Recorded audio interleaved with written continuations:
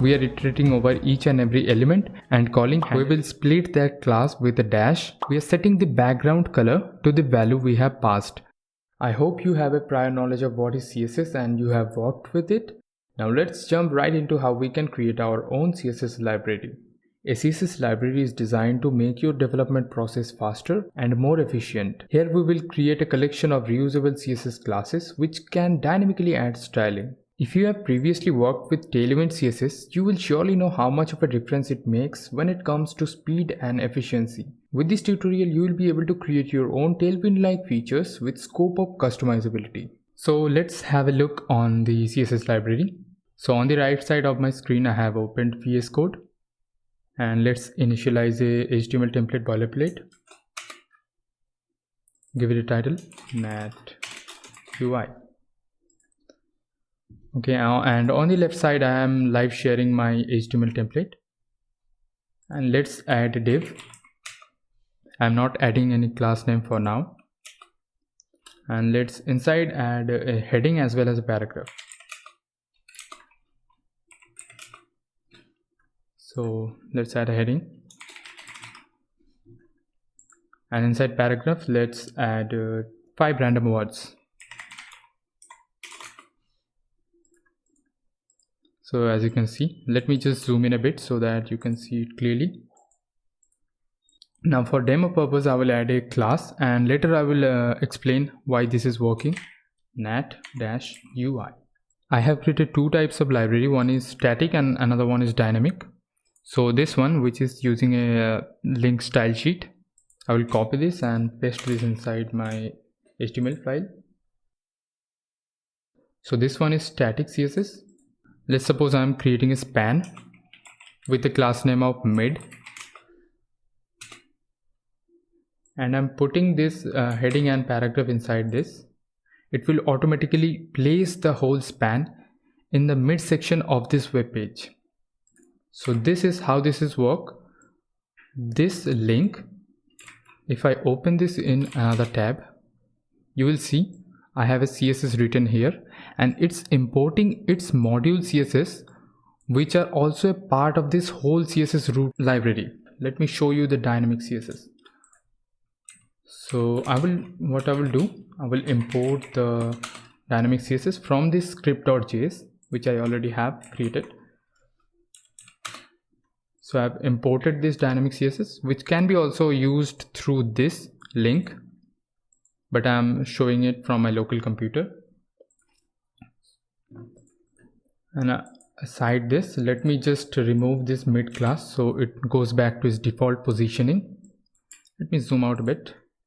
And as you can see, when I highlight this heading, this is the default styling of this heading. So I will come to heading, and then what I will do, I will add a class name of text red. As you can see, the styling of the heading is color red. So I have not used the static library for this. Let me comment it out, and you will see the changes will be there. So this is not using the static library. Instead, it's using this dynamic library. When I comment this out, the changes will be gone. Let me again enable this. And let me add a dynamic class background blue. And if I remove this red and add text white, it will add text white. And let's suppose I want to add some padding, and let's add vertical padding first. So py 10, it will vertically add some padding. Let's px 30 pixels padding. Let me visualize it. And as you can see, padding 10px for top and bottom and 30px for right and left. Let me add some border radius to this as well.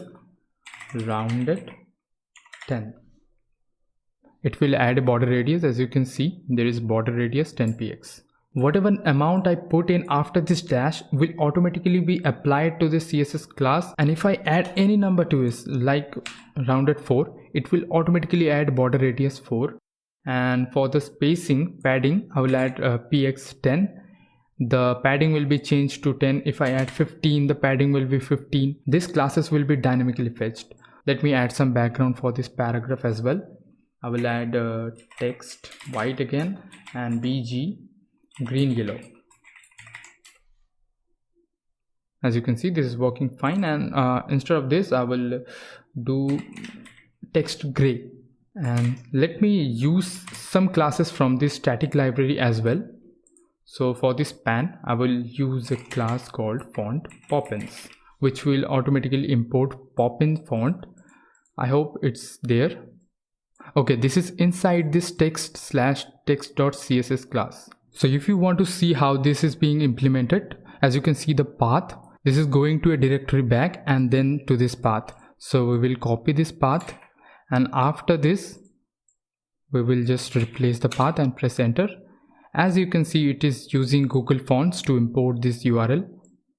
So we are importing poppins and as well as space, monotype, then Ubuntu font. After the importing is done, whenever someone applies font poppins class, the font family inside that element will be changed to font poppins. If you're wondering that how this static CSS library is made, this is just CSS hosted on the web, and we are just importing this CSS files using the link style sheet, and this is all. And now we will see how to create this dynamic CSS classes that uses the text that is put after this dash and dynamically applies that CSS to these elements. For the dynamic CSS part, let us create a JavaScript file first. Let me open the script.js. I have previously tried creating 1 hour long courses, but the user engagement is very low. I'll be just revealing the functions one by one, going over the functions line wise with minimal animation. I'll try to make you understand what is happening in there. With this, we are selecting an entire div with a class name of nat-ui, inside which we will be applying our dynamic CSS. In the handle elements function, we have a constant variable which is selecting each and every element inside that div. With the for loop, we are iterating over each and every element and calling handle element function for each element. The handle element function takes input of the specific element. Let's suppose this is the class names that the element has. A classes array will be created which will divide the classes based on a space, and we will iterate through all the classes. And for suppose if our class names start with bg dash, which actually stand for background, we will then call a handle class function which takes argument the element we previously passed as well as the class. Let's see the handle class function which takes parameter elements and the class. The class is now bg-blue for our example. We will split that class with a dash. The prefix section now holds the bg property which is background color, and the value is now blue. For our switch case, if the prefix is equal to bg, then on the specific element we are setting the background color to the value we have passed, for our example which is blue. If you are creative enough, you will be able to add more cases like me, where I have added padding, margin, background, text color, maximum width, minimum width, border, border color, border radius, margin on x-axis, margin on y-axis, padding on x-axis, padding on y-axis, border rounded, font sizes, and others. This is the whole code for this. I have added all the switch cases that I could find, and if you find any, go to the description, find the GitHub link and do a pull request.